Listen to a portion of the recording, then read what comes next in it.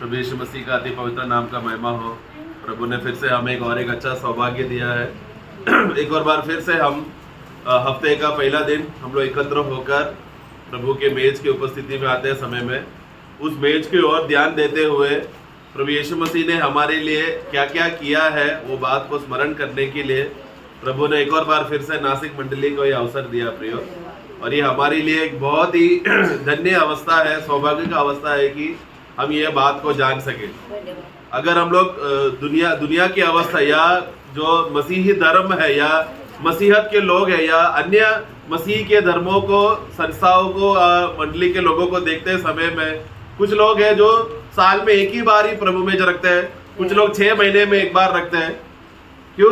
क्योंकि उन लोगों को उस जो मेज जो हमें हर एक हफ्ते का पहला दिन हमें जो रखना चाहिए करके जो सही गहराई का अर्थ है वो मंडलियों को वचन नहीं समझने की वजह से वो लोग क्या करते 6 महीने में एक बार, या वो लोग कहते हैं कि हम लोग उतना शुद्ध नहीं हुए, हमको तैयारी करना पड़ेगा तो ही हम लोग मेज रख सकते हैं बोलकर ये सब बातों में वो लोग उस वचन को जो मेज को वो लोग धीरे करते या दूर रखते हैं प्रियो। लेकिन वचन हमें कहता है कि जब भी प्रेरित लोग उस समय में जब वो लोग एकत्र होते थे, हफ्ते का पहला दिन वो लोग हमेशा वो लोग रोटी तोड़ने के लिए वो लोग आते थे। और ये और वो रिवाज वो उस दिन से जो प्रेरित लोगों ने जो आरंभ किया प्रभु यीशु मसीह का क्रूस का कार्य को स्मरण करने के लिए, प्रभु यीशु मसीह ने हमारे जीवन में जो किया हुआ कार्य को, जो काम उन लोग हमारे प्रेरित लोगों ने आरंभ किया, प्रभु का दया है कि आज भी 2000 साल होने के बाद भी एक छोटा सा गांव में ना, कहाँ यरूशलेम कहाँ पर और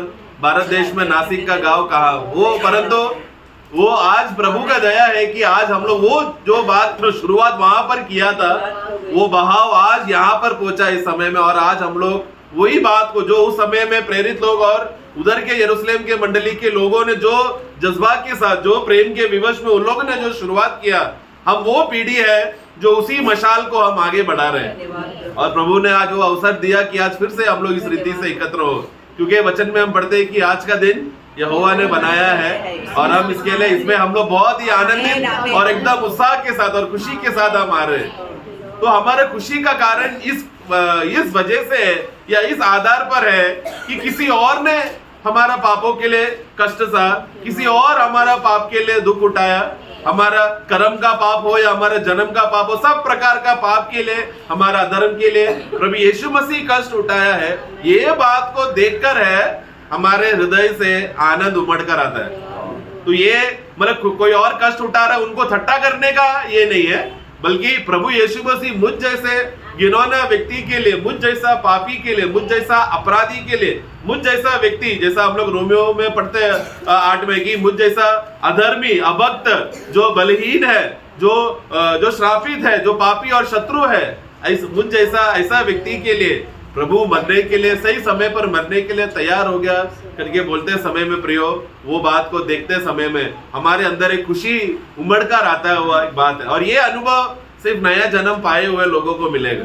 इसके लिए हम देखते हैं कि मेज किसके लिए है, हमारे आसपास पड़ोसों के लिए क्या, ये या कोई और उधर देश के जो जिसका नया जन्म नहीं हुआ है उनके लिए क्या।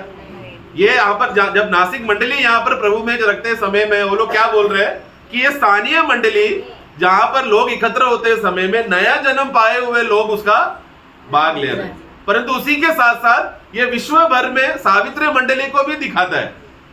वो क्या दिखाता है कि जैसा हम लोग यहाँ पर नासिक मंडली हम लोग प्रभु मेज का भाग ले रहे हैं, उसी रीति से विश्व भर में हमारे समान और भी बहुत लोग हैं जिन्होंने नया जन्म पाया, पिता पुत्र पवित्र आत्मा के नाम में बपतिस्मा लेने के बाद वो लोग वहां पर उनके स्थानीय मंडली में एकत्र होकर ये मेज का भाग ले रहे हैं। तो ये एक सावित्रीय कनेक्शन है, जो लिंक है, जो हम सभी भाइयों के साथ हम लोग आत्मा में हम लोग बनाए रख रहे हैं। भले हम लोग उनको शरीर में नहीं देखते, लेकिन आत्मा में हमको मालूम है कि और भी बहुत जगहों पर इस रीति से हम लोग आराधना कर रहे हैं।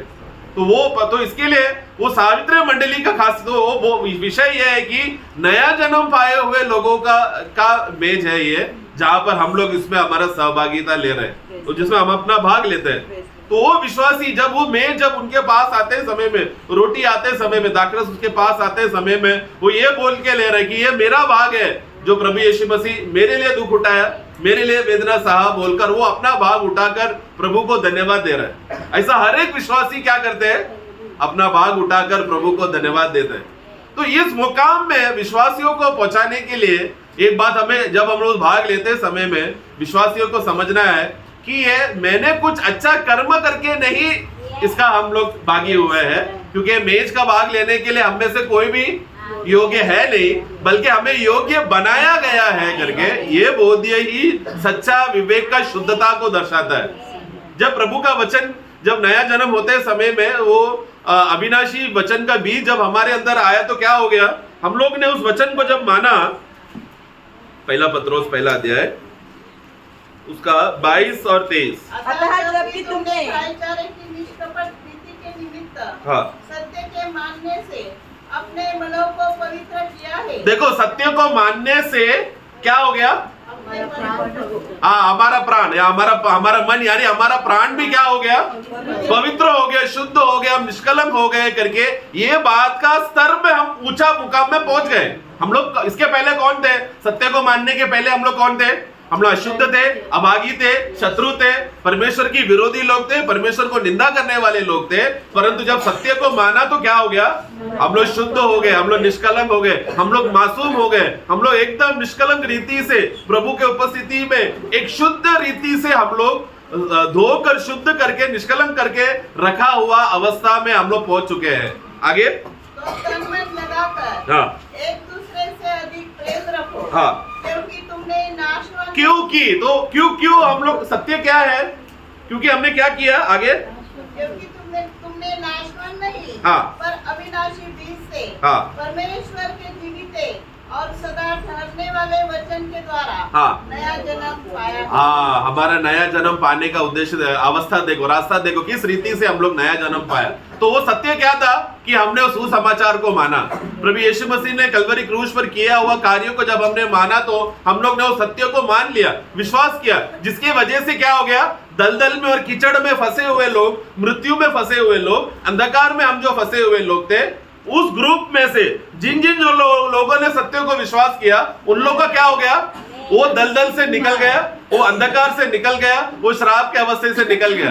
परंतु जो लोगों ने विश्वास नहीं किया वो लोग अभी भी वही दलदल में है, वो लोग अभी भी वही अंधकार और श्रापित अवस्थे में। इसलिए उनके लिए नहीं है ये मेज, बल्कि वो लोग जो उस अवस्थे से बाहर निकलकर प्रभु ने उनको चट्टान में जो खड़ा किया है, प्रभु ने जो हमें स्वर्गीय स्थान में बिठाया गया है, वो बात का गवाही उनके अंदर आएगा। आत्मा में वो बात का गवाही हमारे विवेक में वो बोध देने की वजह से क्या हो गया, उसी को तो नया जन्म कहते हैं कि हमारा अंधकार का पदवी हटकर, नाशवान पदवी हटकर अभी हम लोग ज्योति के राज्य के संतान बन गए और प्रभु में सिर खड़े रहने वाले लोगों के भागी हो गए। इसलिए हमें अभी वो था आत्मा का उद्धार, तो प्राण का उद्धार में क्या करना है, इसलिए जैसा हमने पढ़ा भाईचारा में हमें बने रहना है, वो प्राण का उद्धार के विषय में। लेकिन आत्मा का उद्धार के विषय में क्या हम देखते हैं कि प्रभु ने हमें उद्धार का उस मुकाम में, उस ऊंचा स्तर में हमें पहुंचा लिया है करके इस बात का बोध्य को हम देखकर हम आनंद कर रहे हैं, हम उल्लास कर रहे हैं। इसके लिए मेज को जब हम देखते समय में, मेज यहाँ पर जो हमारे सामने रखा हुआ है वो हमने कलवरी क्रूस में प्रभु ने जो कार्य किया के आधार पर है, उसको प्रतिक्रिया करते हैं हम लोग। मतलब प्रभु मेरे लिए मरा, वो प्रभु धन्यवाद, मैं उसके लिए योग्य नहीं था, लायक नहीं था, लेकिन आपने किया बोलकर वो प्रतिक्रिया में हम क्या कर रहे हैं, हम दंडवत कर रहे हैं, हम झुककर मेज का भाग ले रहे। इसमें अहंकार का मन में नहीं ले रहे, चलो अभी मैं पापी नहीं हूं, अभी मैं स्वर्ग में जाऊंगा, अभी मैं अपना मनमानी करके जीऊंगा, ऐसा लोगों के लिए भी मेज, क्योंकि वो शारीरिक हो गए, क्योंकि शारीरिक रीति के अवस्थे से हम लोग मेज नहीं लेना है। हमें तुरंत जब भी शरीर का स्वभाव का विषय कुछ भी हमारे मनों में आता है तो हमें उससे फटाक से जल्दी हमें मन फिरकर वापस प्रभु की ओर लौटना है। तो इब्रानियों की पुस्तक में 12 अध्याय जब इस वाक्य को हम पढ़ते समय में एक बहुत ही हर एक विश्वासियों को खुशी देने वाला बात, उसका 2 पढ़ेंगे। और विश्वास के कर्ता और सिद्ध करने वाले यीशु की ओर ताकते रहे, जिसने बस विश्वास का कर्ता, सिर्फ पहला भागी पढ़ने कहा, विश्वास का कर्ता और सिद्ध करने वाला। क्या सिद्ध करने वाला, हमारा विश्वास को सिद्ध करने वाला उस प्रभु यीशु मसीह को तुम लोग ताकते रहो या उन्हीं को देखो। देखते रहो। हम लोग ये मेज को जब हम देखते समय में, इस मेज के द्वारा हमें कौन दिख रहा है? उस प्रभु यीशु मसीह जो हमारे लिए मारा गया, हमारे लिए गाड़ा गया, तीसरा दिन जी उठा, स्वर्गारोहण हुआ, स्वर्गारोहण होने के बाद पिता के दाहिने ओर विराजमान होकर बैठा हुआ, उस यीशु मसीह को हम लोग ताक कर देख रहे हैं। ये कौन सा यीशु मसीह है? ये कोई साधारण यीशु नहीं है, ये वो प्रभु यीशु मसीह है जो मेरा जीवन का प्रभु है और हमारा मसीह है। वो यीशु मसीह ने क्या किया?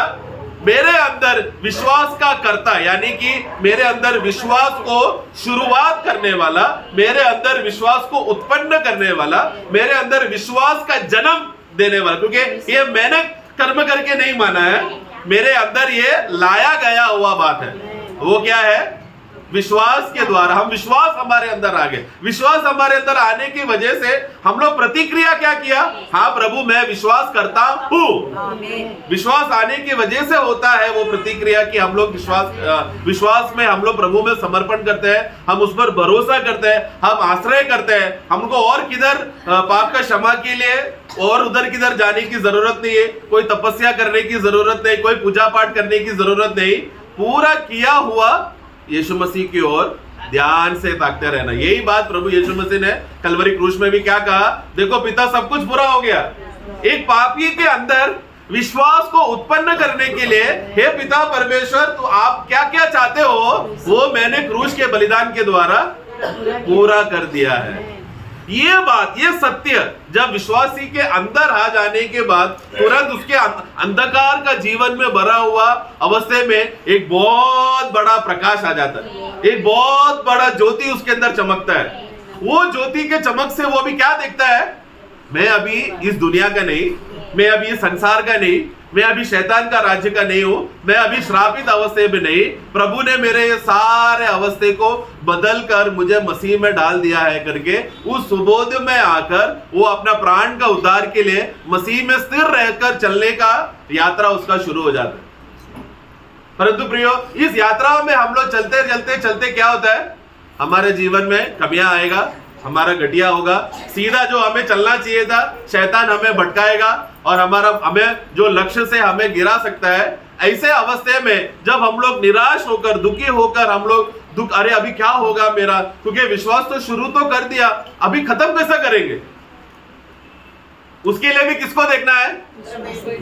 वही प्रभु यीशु मसीह। विश्वास का जो करता है, जो शुरू किया है, प्रियो पूरा करने वाला भी प्रभु यीशु मसीह है करके उसी भरोसे में रहना है, उसी विश्वास में रहना है।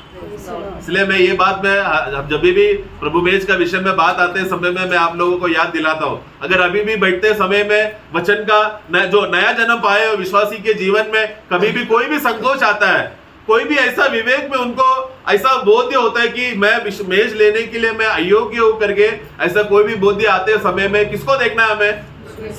हाँ, ये प्रभु यीशु मसीह को देखना है। लेकिन कौन सा यीशु मसीह को देखना है? जिसने विश्वास का काम शुरू किया उसको देखना है, या जो मेरे अंदर अंत करेगा उसको देखना है? आमीन। पापी लोग किसको देख रहे हैं?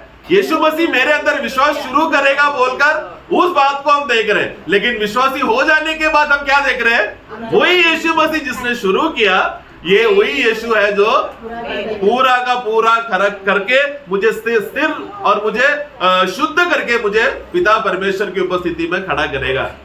विश्वास का काम जिसने शुरू किया, मैं फिलिपियों में हम पढ़ते हैं ना, जिन्होंने अच्छा काम हमारे अंदर शुरू किया है वो उनके समय में पूरा वो करेगा। ये बात को हमें, विश्वास मतलब क्या है प्रियो? कि मैं कुछ नहीं कर सकता, मैं किसी और पर मैं आश्रय करता हूं बोलकर समर्पण करने वाला व्यक्ति को कहते हैं विश्वास। क्योंकि विश्वास में चीजें दिखता नहीं है। हम लोग अंधे की बातों का पूरा 11 का 1 पढ़ेंगे, इब्रानियों 11 का 1। अब विश्वास आशा की हुई वस्तुओं का निश्चय, हाँ, और अनदेखी वस्तुओं का प्रमाण है। देखो, अनदेखी वस्तुओं का प्रमाण जो अंदर मतलब स्वर्ग है, ये बात मैंने देखा नहीं है, ये अनदेखी बात है। लेकिन मेरे अंदर प्रमाण आना है तो उस प्रमाण के पहले मेरे अंदर विश्वास उत्पन्न होना जरूरी है। ये भाई बोला मैंने स्वप्न में स्वर्ग देखा, वो भाई बोल रहा है मैंने स्वप्न में नरक देखा, वो मेरा प्रमाण नहीं है, वो मेरा आधार नहीं है। मेरा प्रमाण और आधार क्या है?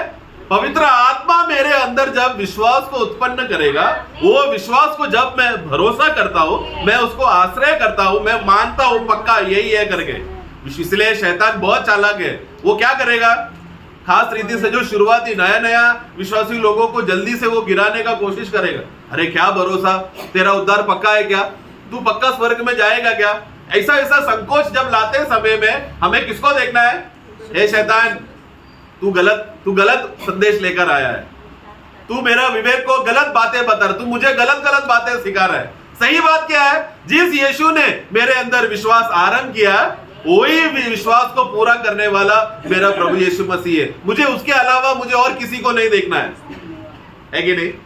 मेरा विश्वास मुझे, इसलिए मेज लेने के समय में मेरा योग्यता के लिए मुझे किसको देखना है, मेरा विश्वास को पूरा करने वाला प्रभु यीशु मसीह को देखना है, जिसने क्या किया, सामने रखा हुआ आनंद को देखकर लज्जा का कोई भी बात को उसने परवाह नहीं किया। मतलब क्या, प्रभु हमारे वजह से उनको लज्जित होना पड़ा। प्रिय प्रभु यीशु मसीह को हमने अभी गीत गाते समय में, वो गीत का पहला पंक्ति में लिखा है, क्रूस के अलावा प्रभु ये दुनिया ने क्या दिया आपको। हमने यीशु को क्रूस के अलावा क्या दिया, कोई आदर सम्मान इज्जत हमने यीशु को दिया नहीं जब हम पापी थे। वो तो हम लोग विश्वासी बन जाने के बाद हम लोग हमारी तरफ से पूरा हम सहयोग कर रहे हैं कि प्रभु मेरा जीवन अभी ऐसा हो कि मैं आपके लिए आदर बन जाऊं, एक सम्मान बन जाऊं, मैं आपको हर एक जीवन के क्षेत्र में आपका नाम को ऊंचा उठाते रहो। वो तो हम लोग यत्न कर, उसके लिए हम लोग समर्पण कर रहे हैं उस विषय में पूरा होने के लिए। और क्या विश्वास करके समर्पण कर रहे हैं कि प्रभु यीशु मसीह मेरे अंदर ये सब बातों को पूरा करेगा। हम लोग भजन संगीता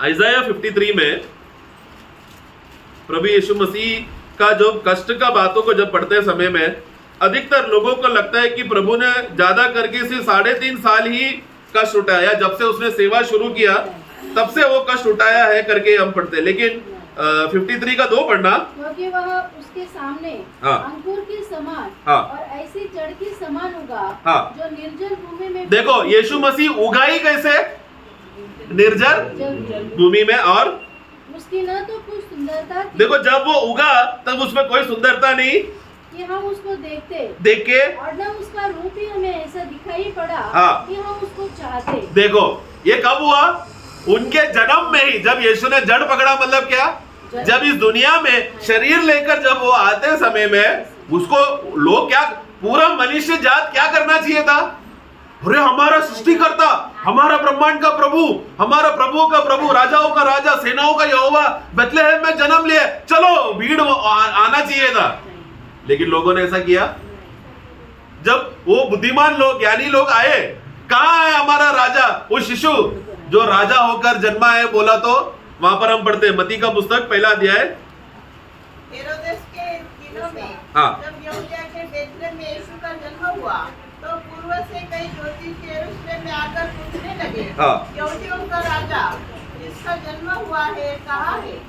आगे, क्योंकि हमने पूर्व में उसका तारा देखा है। 2 का 3 पढ़ेंगे। ये सुनकर जब राजा जन्मा है करके ये बात सुना तो राजा और उसके साथ सारा यरूशलेम भी घबरा गया। देखो हेरोद घबरा रहा है, समझ में आता है, लेकिन यरूशलेम के वासियों जिसके लिए यीशु राजा बनकर आया, परमेश्वर का संतान मनुष्य रूप लेकर आया, उस इजरायली लोगों को बचाने के लिए आया, उस यरूशलेम के लोग क्यों घबराए। प्रभु को जन्म से ही जो इज्जत प्रभु को मिलना चाहिए था, जन्म से ही उनको नहीं मिला। पर क्योंकि प्रभु का जन्म ही कैसा था, एक कष्ट से वो जन्म लिया, जन्म लेते ही तुरंत फिर उनको मिस्र देश में भागना पड़ा, बहुत से कठिन है। तो 3.5 साल का ही यीशु मसीह जब सेवा आरंभ किया, वो नहीं है कष्ट का जिंदगी। यीशु मसीह का पूरा जन्म से लेकर क्रूस का मृत्यु तक वो आज्ञाकारी होकर समर्पण करते हुए एक कष्ट वाला जिंदगी जिया। क्यों? ताकि हमारे अंदर एक बार विश्वास शुरू हो जाएगा, आरंभ होगा, कर्ता जो है वो पूरा करने के लिए हमारे लिए कष्ट सहा, हमारे लिए दुख सहा। हमारी ये बात है प्रियो, हमें प्रभु मेज की उपस्थिति में हम लोग आते समय में प्रभु को सबसे ज्यादा आदर और सम्मान देने का कारण, इसके अलावा और कोई कारण नहीं होना चाहिए। हमारे पास क्या गारंटी है कि यीशु मसीह जब महिमा में आएंगे तो हम भी वहां पर सिद्ध रहेंगे करके। पवित्र आत्मा में। प्रभु का वचन क्या कहता है? पहला कोरिन्थी, इसके लिए प्रियो वचन में सही रीति से अभ्यास, वचन को मनन करना बहुत जरूरी है। वचन सिर्फ पढ़ लिया बोलना काफी नहीं है, ये वचन हमसे बात करना है। ये वचन हमारे अंदर से वो तेज धार के रीति से हमें काट कर प्रभु का वचन का गहराई का सत्य हमें बताएगा। पहला कोरिन्थी पहला अध्याय वाक्य 8, जिसे इस संसार के हाकिमों से किसी ने नहीं जाना, वो तुम्हें अनंत तक दृढ़ भी करेगा। देखो, वो तुम्हें अनंत तक दृढ़ भी करेगा, अंत तक दृढ़ भी करेगा कि तुम हमारे प्रभु यीशु मसीह के दिन में निर्दोष ठहरो। देखो, हमें प्रभु यीशु मसीह के आगमन के दिन में निर्दोष बने रहने के लिए दृढ़ करने वाला कौन है? मैं अच्छा विश्वासी हूँ, मैं रोज सुबह उठ के प्रार्थना करता हूँ, मैं ये करता हूँ वो करता हूँ, ये कर्म नहीं मुझे दृढ़ करता। ये तो कर्म प्रभु का प्रेम आया, मैं क्यों प्रार्थना कर रहा हूँ? क्योंकि प्रभु का प्रेम मुझे विवश कर रहा है। मुझे सिद्ध हो जाऊंगा इसके लिए नहीं, सिद्ध करने वाला हमेशा प्रभु ही है, सिद्धता में पहुंचाने वाला हमेशा प्रभु यीशु मसीह है, दृढ़ रखने वाला हमेशा प्रभु यीशु मसीह है। इस बात का विश्वास हमें करते रहना है। यह है प्राण का उद्धार। आत्मा का उद्धार के लिए एक बार हमने विश्वास किया, लेकिन प्राण का उद्धार के लिए हम लोग प्रतिदिन करते जा रहे हैं। मुझे दृढ़ पहुंच करने वाला है प्रभु यीशु मसीह। प्रभु आपके अलावा और कोई मुझे दृढ़ नहीं कर सकता बोलकर, ये बात को देखकर मुझे प्रभु के और का भरोसा और मुझे स्थिर करना है, प्रभु के और मुझे और आश्रय और बल प्रभु पर समर्पण करना है। छोटे बच्चों का, जो छोटा बच्चा है, उन लोगों को आप ध्यान देना। आप लोग बहन लोगों ने ध्यान दिया होगा, जैसी बच्चा जन्म लेता है, उनको हमारा उंगली लेकर बच्चे के हाथ में डालो, वो क्या करेगा? पकड़ेगा कि नहीं? उसका वो कितना स्ट्रांगली पकड़ता है ना। लेकिन बच्चा बड़ा हो जाने के बाद 8 साल या 15 साल जैसे जैसा बड़ा होगा वो वैसा पकड़ेगा, लेकिन वो जोर से नहीं पकड़ता। क्यों? वो उतने साल में अपना स्वयं पर भरोसा करने सीख गया है।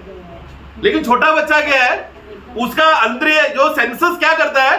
कोई तो चाहिए मुझे आश्रय करने वाला। इसलिए वचन क्या कहता है? तुम लोग दोबारा मन फिरकर छोटे बच्चे के समान बन जाओ, क्योंकि छोटे बच्चों के समान के लोगों के लिए है परमेश्वर का राज्य। हम जैसे बड़े हो, जितना हम बड़े होते हैं उतना हम लोग स्वयं घमंडी, स्वयं अहंकार, हमको मालूम है मुझे कैसा चलना है, मुझे आप मत सिखाओ। यही बात लेवोदिकिया मंडली ने कहा ना, हमारे अंदर कोई कमी नहीं, हमारे पास वचन है, हमारे पास बाइबल है, हमारे पास सब प्रकार के संदेश है, कमेंट्री है, सब हमारे पास है। आप हमको वचन मत सिखाओ। क्या किया? प्रभु पर आश्रय करने का जो पकड़ था, जो भरोसा था, वो धीरे धीरे तोड़कर स्वयं पर आ गया। ऐसा प्रिय विश्वासी हम लोग नहीं करना। एक बार जब हमने नया जन्म में हम लोग छोटे बच्चे बन गए थे, शिशु बन गए थे, और हम लोग बढ़ते जा रहे, लेकिन बढ़ते रहते समय में भी हमारा पकड़ तभी भी क्या है? और मजबूत करना है। पहला हम लोग ने उंगली पकड़ा, बाद में हमें यीशु का कमर पकड़कर गले मिलकर लिपटे रहना है। यह है विश्वासी का सच्चा बढ़ोतरी। हम लोग इस रीति से हमें बढ़ रहे हैं क्या इस रीति से प्रभु का जो प्रेम है हमें विवश कर मुझे प्रभु का और करीब ले जा रहा है क्या? तो एक करीब लेने वाला एक बात था जो अभी हमने पढ़ा, कि जिसने एक बार हमारे अंदर शुरू किया, विश्वास का काम जो शुरू किया है, वो प्रभु यीशु मसीह पूरा योग्य है, पूरा सामर्थ्य है उसको अंत तक पूरा करने वाला है कि नहीं? वो बात देखते समय में क्या होता है, मुझे याद है बचपन में जब स्कूल की और यात्रा करते समय में शुरुआत में मेरा डैडी मुझे स्कूल में छोड़ता था, लेकिन आगे जैसे ही सब बड़ा हो गया, बोला अभी तू बड़ा हो गया खुद से चल। तो क्या होता है, हम लोग डर डर के चलते रहे, सही रास्ते में है क्या? लेकिन मैंने एक बार पलट के देखा तो डैडी वहां पर था कोने में, क्योंकि वो देख रहा था मैं गलत रास्ते से मैं गया है क्या नहीं करके। तो प्रभु यीशु मसीह, परंतु हमारा प्रभु यीशु मसीह हमें कभी छोड़ेगा या त्याग करेगा क्या? वो अंत तक, एक बार प्रभु ने हाथ पकड़ा है तो वो हमें लेकर जाते अंत तक पिता के सामने हम लोग प्रकाश में होंगे। जब तक हमारा शरीर का भी रूपांतर नहीं होता, उस समय तक प्रभु हमें हाथ पकड़ते हुए, हमें हाथ थाम कर हमें चलाने वाला हमारा प्रभु यीशु। इसलिए वो प्रभु प्रियो, वो हमारा अच्छा चरवाहा है। भजन संगीता हम लोग 23 में हम लोग पढ़ते समय में, यहोवा मेरा सच्चा चरवाहा है, एक अच्छा चरवाहा है, मुझे उसकी कोई कमी या घटी मुझे आनंद नहीं करेगा। भले ही मैं अंधकार का या मृत्यु का तराई से मैं अगर जाऊं तो भी किसी हानि से न डरूंगा। मैं कोई भी हानि से नहीं डरूंगा क्योंकि मेरा चरवाहा मेरे साथ है। उसका मतलब हानि नहीं आएगा, नहीं, हानि आएगा प्रिय। खास रीति से यही बात विषय को अब अभी उसी वाक्य को प्रिय हमारे हृदय में मनन करके देखिए। तुरंत शैतान जब बोलेगा अरे तू मेज खाने के लिए योग्य नहीं है, तूने ये काम गलत किया, वो काम गलत किया, तू लोगों के सामने कैसा इज्जत से खड़े रह सकते हैं, ये सब संकोच की बातें जब हृदय में शैतान हमें मेज का भाग से दूर करते रहते समय में क्या करना है? यीशु मसीह वहां पर है, हम लोग क्या कर रहे हैं? शैतान का बात सुनकर शैतान के पास चले जा रहे हैं। हमें क्या करना चाहिए था? नहीं शैतान, मुझे प्रभु मेरे साथ है बोलकर जल्दी से हमें प्रभु को लिपटना है। वो प्रभु क्या करेगा? शैतान का उस झूठा बातों को हमारे अंदर पूरा करने नहीं देगा। वो हमें उस संकोच से हमें बाहर निकाल कर, वो घबराहट से बाहर निकाल कर वो क्या करेगा? वो हमें तू क्योंकि प्रभु है मेरे पास जब देख लेगा तो मैं और बलवंत हो गया, मेरे अंदर और कॉन्फिडेंस आ गया। अभी आने दे मृत्यु को, आने दो अभी अंधकार को, आने दो शैतान का कोई भी तंत्र को। यीशु मसीह मेरे साथ है तो कौन मुझे उनका प्रेम से अलग कर सकता है? उस बात का अच्छा दृढ़ अवस्था प्रियो हमारे जीवन में उस बोध्य है कि नहीं, वो है प्रभु वचन के द्वारा प्रतिदिन हमें बताना चाहता है। उसके लिए आज का ये समय अभी जो हमें अवसर मिला है, आज अभी जो जिस भाग में अभी है, अभी एक आराधना का स्तर है, ये एक आराधना का मंडल का अवस्था है। इस आराधना का मंडल में जब हम रहते समय में हम में से कितने लोग हैं जो सच्चा मन से यीशु को देखकर आकर हम लोग हमारे अंदर से आराधना उमड़ रहा है? ये बात को देखना, यीशु मसीह ने जो जो काम मेरे लिए किया है वो बात को देखकर है आराधना हमारे अंदर से उमड़ रहा है। प्रभु ने जब शमरिया स्त्री से यूहन्ना का सुसमाचार 4 का उसका 21 पढ़ना। यीशु ने उससे कहा, हाँ, हे नारी, मेरी बात का विश्वास कर, हाँ, कि वह समय आता है। देखो अभी एक नया समय आ रहा है कि तुम न तो इस पहाड़ पर, हाँ, पिता की आराधना करोगे, हाँ, न यरूशलेम में। हाँ, देखो प्रभु अभी क्या कर रहा है? अभी इधर उधर के पहाड़ में आराधना नहीं होगा, ना ही यरूशलेम पहाड़ जहां पर प्रभु ने सोलोमन का मंदिर स्थापना किया था वहां पर भी नहीं, क्योंकि अभी एक नया समय आ रहा है जहां पर पिता परमेश्वर उसका 22 और 23 तुम जिसे नहीं जानते, हाँ, उसकी आराधना करते हो, और हम जिसे जानते हैं उसकी आराधना करते हैं, क्योंकि उद्धार यहूदियों में से है। हाँ, परंतु वह समय आता है, हाँ, वरन अब भी है, हाँ, जिसमें सच्चे भक्त, हाँ, पिता की आराधना आत्मा और सच्चाई से करेंगे, क्योंकि पिता अपने लिए, हाँ, ऐसे ही आराधकों को ढूंढता है। देखो तभी जब यीशु ये शब्द बोल रहा था कि पिता ऐसे आराधना करने वालों को ढूंढ रहा है, तब वो ढूंढने खत्म किया क्या? तभी भी ढूंढ रहा है। यस, तभी भी प्रभु पिता परमेश्वर क्या कर रहा है? क्योंकि प्रभु का उस शब्द में प्रभु वहां पर यीशु मसीह के मृत्यु के द्वारा, पुनरुत्थान के द्वारा जो मंडली स्थापना होने वाला है, प्रभु यीशु मसीह भविष्य को देखकर बोल रहे हैं कि मेरे मृत्यु के द्वारा एक नया जाति आने वाला है। ये नया जाति लोग कौन है? कोई मंदिर में जाकर आराधना नहीं करेगा, कोई पहाड़ों में जाकर आराधना नहीं करेगा, क्योंकि वो समय युग बदलने वाला है। क्योंकि मैं अभी उनको क्या करूंगा? मैं उनको शुद्ध करके निष्कलंक कर कर एक ऐसा पवित्र प्रजा बनाऊंगा जो सिर्फ मेरे लोग हैं, और मेरे लोग इस रीति से आराधना करने के लिए उधर इधर का मंदिर या पहाड़ में जाकर आराधना नहीं करेंगे। मेरे लोग क्या करेंगे? आत्मा और सच्चाई से। मतलब अभी मंडल क्या हो गया? आत्मा का मंडल हो गया। तो मंदिर और पहाड़ क्या था? वो एक शारीरिक मंडल था। तो वो शारीरिक मंडल से हटकर हमें आत्मिक मंडल में लेकर आने वाला है प्रभु यीशु मसीह। उस मंडल, तो वो मंडल इस भूमि में नहीं दिखता, वो स्वर्गीय स्थानों पर है जहां पर हम सभी लोगों को लेकर गए। उस स्तर पे हम लोग जाते समय में हम लोग वहां पर कौन है? प्रभु यीशु मसीह के लहू के द्वारा हम लोग वहां पर कौन है? शुद्ध और निष्कलंक रीति से हम लोग सब वहां पर है। क्यों? क्योंकि विश्वास को शुरू करने वाला और पूरा करने वाला मेरे अंदर है। इसके लिए इब्रानियों का पुस्तक 12 अध्याय में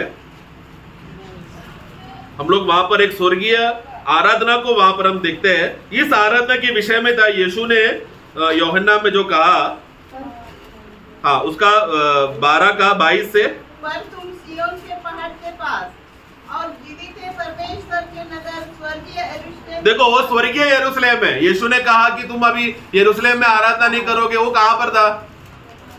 भूमि में था, जो इजराइल नगर में है। लेकिन प्रभु उधर नहीं अभी तुम आराधना करोगे, तुम लोग अभी तुम्हारा परिवर्तन होगा, तुम लोग वहां से हटकर स्वर्गीय स्तर में तुम लोग पहुंच गए हो। वहां पर एक ऊंचा जगह है, ऊंचा पर्वत है यरूशलेम है, जहां पर स्वर्गीय यरूशलेम है, स्वर्गीय मंदिर है, जहां पर पिता परमेश्वर का उपस्थिति है, वहां पर तुम लोग पहुंच चुके हो। आगे लाखों स्वर्गदूतों, हाँ 24 तक, और उन पहलौठों की साधारण सभा, हाँ, और कलीसिया जिनके नाम स्वर्ग में लिखे हुए हैं, और सबके न्यायी परमेश्वर के पास, हाँ, और सिद्ध किए हुए धर्मियों की आत्माओं, हाँ, और नई वाचा के मध्यस्थ यीशु, हाँ, और छिड़काव के उस लहू के पास आए हो, हाँ। जो हाबिल के लहू से उत्तम बातें कहता है। देखो हम लोग जब उस ऊपरी स्वर्गीय स्तर में आते समय में वहां पर ऑलरेडी सिद्ध किए हुए आत्माएं हैं, लेकिन हम वो कौन है? ऑलरेडी मरकर वो लोग ये शरीर छोड़कर आत्मा में पहुंचे हुए लोग हैं। लेकिन हम लोग कौन है? हम लोग अभी भी कभी और गटी के लोग, क्योंकि हम लोग अभी भी पाप में शरीर में निवास कर रहे हैं। लेकिन हम लोग वहां पर सिद्ध कैसे रहेंगे? हम लोग यीशु मसीह का लहू वहां पर हमारे लिए बात कर रहा है। ये भाई को तुम लोग ऐसा मत देखो, ये भाई को ऐसा मत देखो, मैंने उसके लिए बलिदान दिया है, उसके लिए बलिदान दिया है करके, ऐसा हर एक विश्वासी लोगों को जवाब देने के लिए हमारा श्रेष्ठ महायाजक प्रभु यीशु मसीह का लहू हमारे लिए बात करने वाला, हमारे खिलाफ नहीं। कहीं आबेल ने क्या किया? अपने सगा भाई के खिलाफ बात किया। लेकिन यीशु मसीह का लहू क्या था? अपने प्रिय, अरे प्रभु क्रूस में रहते समय में अपने शत्रुओं के लिए प्रार्थना करने वाला वही यीशु मसीह का लहू हमारे लिए गवाही दे रहा है कि अभी ये लोग मेरे शत्रु नहीं, अब मुझे विश्वास करने की वजह से ये लोग मेरे भाई बन गए। ये भाई लोगों के लिए विनती करता है हमारा प्रभु यीशु मसीह, जिसके वजह से उस गवाही के वजह से जो यीशु मसीह वहां पर स्वर्गीय स्तर में दे रहा है, आज हम लोग भूमि में प्रभु का मेज लेते समय में वही गवाही हमारे अंदर भी है। वो क्या है गवाही?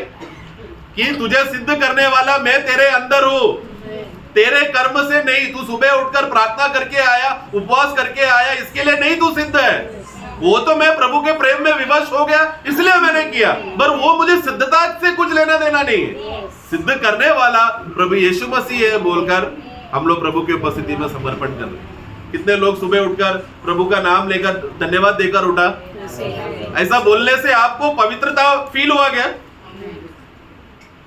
आप लोग पवित्र है इसके लिए प्रभु का नाम लिए प्रियो, उल्टा नहीं करना। पवित्र होने के लिए विश्वासी पवित्र होने के लिए नाम नहीं ले रहा, पवित्र है उसके लिए प्रभु का नाम ले रहे हैं। और उस पवित्रता को हम लोग प्रभु के आगमन तक हमें थामे रखना है। हमें विश्वास का उसी चाल चलन में चलते रहना है। रोज सवेरे उठते समय में प्रभु तूने मुझे सवेरे जगाया इसलिए मैं जागा।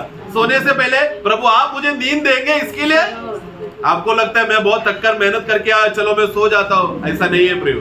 प्रभु मुझे अच्छा नींद देता है इसके लिए। उसी रीति से मेज के उपस्थिति में आते समय में मैंने अच्छा कर्म के वजह से नहीं, मेरे अंदर पूरा करने वाला प्रभु यीशु मसीह के कार्य की वजह से है। तो आराधना, तो अभी हम लोग जिस आराधना का स्तर में आए हैं, इस स्तर में हम लोग सब लोग सिद्ध किए हुए आत्माओं के साथ हम लोग हैं, जहां पर हमें शुद्धता से देखने वाला यीशु मसीह का लहू हमसे बात करता है। तो उसके लिए अवस्था में पहुंचाना है तो पुराना नियम की बातों को, पुराना रीतियों को प्रभु बंद करना जरूरी था। इब्रानियों का पुस्तक 10 का 1 से 4। व्यवस्था जिसमें आने वाली अच्छी वस्तुओं का प्रतिबिंब है, पर उसका असली रूप नहीं। इसलिए उन एक प्रकार के बलिदानों के द्वारा जो प्रतिवर्ष अचूक चढ़ाए जाते हैं, पास आने वालों को कदापि सिद्ध नहीं कर सकती। नहीं तो उनका चढ़ाना बंद क्यों न हो जाता। इसलिए जब सेवा करने वाले एक ही बार शुद्ध हो जाते, तो फिर उनका विवेक उन्हें पापी न ठहराता, परंतु उनके द्वारा प्रति वर्ष पापों का स्मरण हुआ करता है, क्योंकि यह अनोना है कि बैलों और बकरों का लहू पापों को दूर करे। देखो तो पुराने नियम में क्या हुआ? जो अर्पण, पहला वाक्य में हमने पढ़ा, जो चढ़ाने वाले लोग थे, अर्पण करने वाले लोग थे, उनको कभी भी प्रतिदिन सिद्ध नहीं कर सकता था। पुराने नियम का बलिया क्या था? इसलिए प्रभु यीशु मसीह को क्या करना पड़ा? वो स्त्री को बताना पड़ा कि अभी ये रीति बंद है, क्योंकि तुम्हारा ये रीति क्या कर रहा है, आराधना करने वाले लोग आ रहे हैं आराधना करने, लेकिन वो लोग तभी भी शुद्ध नहीं है, वो लोग निष्कलंक नहीं है, उनके अंदर अभी भी पाप का दोष है। क्योंकि पुराने नियम का रीति का बैल बकरियों का लहू लेकर अगर कोई आएगा तो भी पाप उनके अंदर से निकाला नहीं जाएगा, उसको सिर्फ ढांपा जाता है, छुपाया जाता है, पूर्ण रीति से निकाला नहीं जाता। इसलिए अभी समय आ रहा है, अभी समय बदलने वाला है, अभी एक नया समय है। तुमको आत्मा और सच्चाई से आराधना करने के लिए यीशु मसीह कहता है कि मैं तुम लोगों को अभी क्या करूंगा, सिद्ध कर कर, तुमको निष्कलंक कर कर, ताकि आराधना करने वाले लोग उधर वाक्य 2 पढ़ना, नहीं तो उनका चढ़ाना बंद हो जाना चाहिए था, लेकिन हाँ जब सेवा करने वाले, देखो सेवा करने वाले, ये सेवा करने वाले लोग है, इंग्लिश में लिखा है वर्शिपर्स, आराधना करने वाले। ये वही शब्द है जो हमने यूहन्ना 4 में यीशु ने कहा कि अभी देखो समय आ रहा है कि आराधना करने वाले आत्मा और सच्चाई से आराधना करेंगे। ऐसा आराधना करने वालों को पिता परमेश्वर ढूंढ रहा है। और ये वाक्य से इब्रानियों का दास बताना चाह रहा है कि पुराना नियम का रीत को पकड़कर, पुराने नियम की बातों को पकड़कर हम लोग वो बातें नहीं कर सकता। पुराने नियम में वो लोग को मंदिर में आने से पहले उनको हाथ पैर धोना पड़ता था, ये कर्म करना पड़ता था, वो कर्म करना पड़ता था। ऐसा हम लोग को भी वैसा कर्म करके आना है क्या, हमें शुद्ध होने के लिए, निष्कलंक होने के लिए? लेकिन वचन कहता है कि एक ही चढ़ावा, उसी 10 का 14, हाँ, क्योंकि उसने एक ही चढ़ावे के द्वारा हाँ, उन्हें जो पवित्र किए जाते हैं, हाँ, सर्वदा के लिए सिद्ध कर दिया, सर्वदा के लिए सिद्ध कर दिया है। अब वही वचन क्या कर रहा है, हमारे हृदय में हमें लागू कर रहा है, हमारे चाल चलन में। हमारा शैतान आकर जब हमको भरमाने देखेगा, हमें गिराने देखेगा, तुरंत हमें किसको देखना है, हमारे लिए कष्ट सहने वाला, हमारे लिए दुख उठाने वाला, उस प्रभु यीशु मसीह का कार्य को पूर्ण मन से विश्वास करते हुए चलना है। तब क्या होगा, हमारा डगमगाने वाला पैर स्थिर हो जाएगा, क्योंकि स्थिर करने वाला कौन है, प्रभु यीशु मसीह। हमें खड़ा करके रखने वाला सब बातों में प्रभु यीशु मसीह है। अगर हमें नंगापन का अनुभव हो रहा है तो वस्त्र है तो वो है यीशु मसीह, वस्त्र से ढकेगा। अगर हमें अपवित्रता का अवस्था हो रहा है तो प्रभु यीशु मसीह पर हम आश्रय करेंगे तो वो हमें पवित्रता से हमें ढककर हमें शुद्ध करेगा, निष्कलंक करेगा। सब बातों का जवाब प्रभु यीशु मसीह में। उसी रीति से प्रभु मेज की उपस्थिति में आते समय में हमें योग्य रीति से, या हमें धैर्य से जो खाने का मेज, जो खाने का जो बल कहां से मिलता है, वही प्रभु यीशु मसीह जो क्या करेगा, जो सिद्ध अंत तक वो हमारे साथ रहकर हमें सिद्ध करेगा। इब्रानियों 13 का 20 और 21।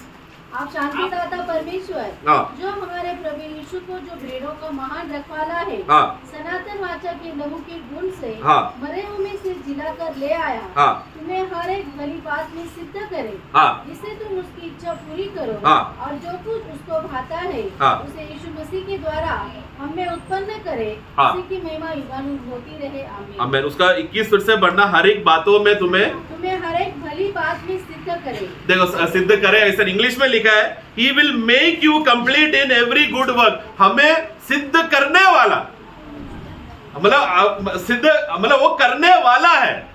ऐसा नहीं कि वो करे करके बोलते समय में वो एक अपेक्षा हो गया, लेकिन वो He will make you मतलब वो कर देगा करके वो बोलना चाहता है। वचन क्या बोल रहा है कि वो हमें कर देगा।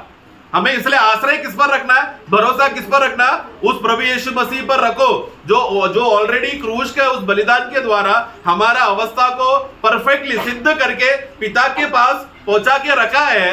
आज इस दुनिया के चाल चलन में जब हमको बोध देगा, हमें समझ देगा कि हमारा आश्रय कहां से, या हमें सिद्ध कौन करता है, वो है प्रभु यीशु मसीह। हमारा अच्छा चाल चलन के वजह से, या हमने कुछ अच्छा कर्म किया उसके वजह से नहीं, लेकिन मुझे अच्छा कर्म करने के लिए प्रोत्साहन देने वाला वो प्रभु यीशु मसीह है। मेरे अंदर अच्छा लोगों के लिए सेवा करने का मन कौन देता है, प्रभु यीशु मसीह। वो इसके लिए क्यों, क्योंकि मैं उस प्रभु पर आश्रय कर कर जी रहा हूं। तो प्रभु मेज का भाग भी लेना वो हमारे लिए एक भला काम है, एक अच्छा कर्म है, जो मुझे प्रभु के आगमन तक मुझे करते रहना है। जैसे हमने 1 कोरिन्थी 11 में क्या पढ़ते हैं, तुम लोग जब भी ये खाओगे पियोगे मेरे आगमन तक, मेरे मृत्यु को घोषणा करने के लिए मेरे आगमन तक तुम लोग ये भाग ले रहे हो। तो ये ले रहे हो मतलब ये करने वाली बात है, और एक सबसे अच्छा सबसे उत्तम भला काम है सच्चे मन से प्रभु मेज का भाग लेने का अवसर। प्रियो, ये सौभाग्य प्रभु ने हमको दिया। याद रखना, पुराने नियम के लोग, वो लोग नहा धोकर शुद्ध करके, उपवास करके, सब पूजा पाठ प्रार्थना करके वो लोग भेंट चढ़ाने के लिए आते थे।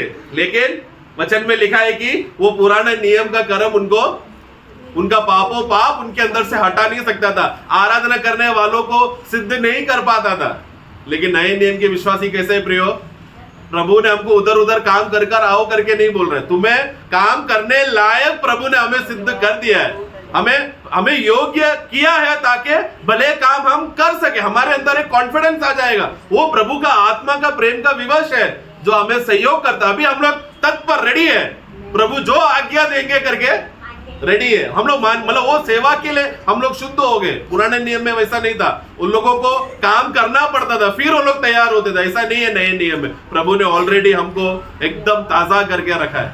आज भी इस प्रभु मेज में जब हाथ उठाते समय में प्रियो, हमें विश्वास जो हमारे अंदर आरंभ किया है, वही विश्वास को पूरा करने वाला प्रभु यीशु मसीह है, जिसने मुझे वो समझ दिया, वो सामर्थ दिया, वो बल दिया, वो अनुग्रह दिया बोलकर हम लोग हाथ फैला रहे। और तुरंत हम लोग उस समय में प्रभु ने हमारे लिए किया हुआ कष्टों को, दुखों को, वेदना को याद करते हुए हम, क्योंकि वो याद में क्या हो रहा है, एक समर्पण आ रहा है हमारे अंदर, एक पवित्रता का अवस्था में हम लोग गिर रहे। इसलिए वो रोटी पहला कोरिंदी में जब इसलिए आओ हम लोग वो सीधाई का रोटी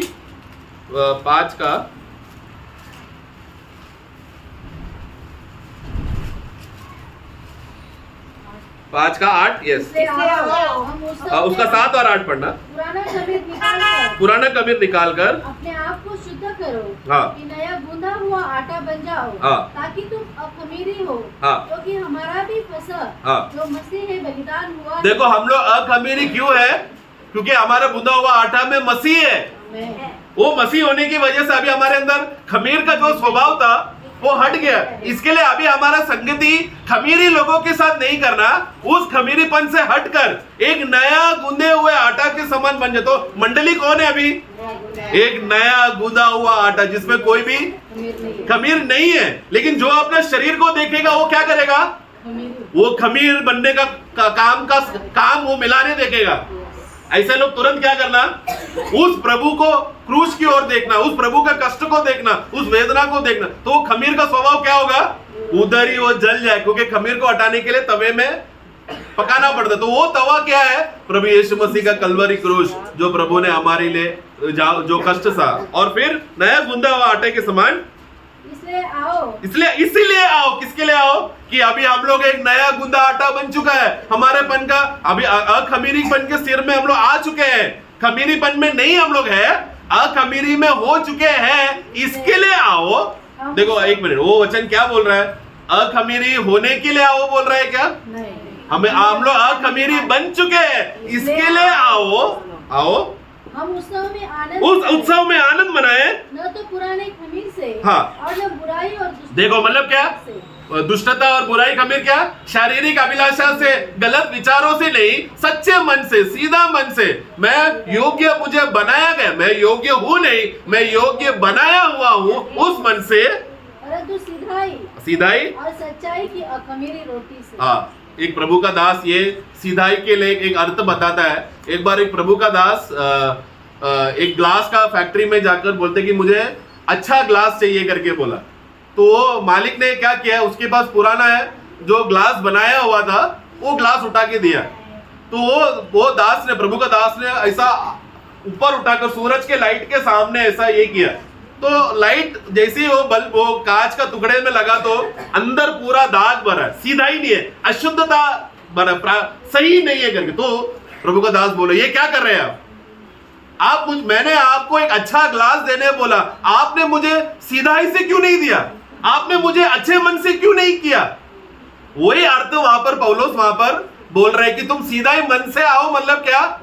अपना मन को साफ रखकर, शुद्ध रहकर, मतलब मन को देखते समय में वो भाई ने मुझे ऐसा किया, वो ऐसा कोई भी प्रकार का, कोई भी ईर्ष्या या द्वेष या नफरत का कोई भी प्रकार का भेदभाव है, वो जड़, वो कड़वाहट का कोई भी जड़ है, तो उसको उखाड़ कर, फेंक कर कैसा आना है?